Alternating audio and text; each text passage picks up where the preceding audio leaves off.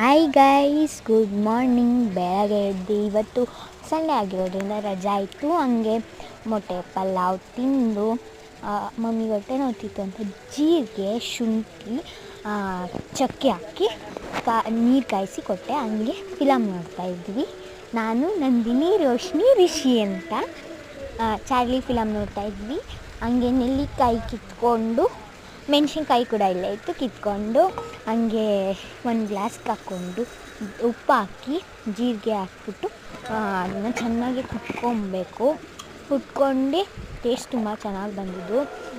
ಹಾಗೆ ಕೇಕ್ ತಿಂದು ಸ್ವಲ್ಪ ಆ್ಯಂಡ್ ಆಟ ಆಡ್ತಿದ್ವಿ. ಪ್ಯಾರಕ್ ಬಂದಿದ್ವಿ, ಆಟ ಆಡ್ಕೊಂಡು ಇಲ್ಲೇ ವಿಡಿಯೋ ಮುಗ್ದೋಯ್ತು ಗೊತ್ತಾ. ಆ್ಯಂಡ್ ನಮ್ಮ ಫ್ರೆಂಡ್ ಮಾತಾಡ್ತಾರೆ ನೋಡಿ.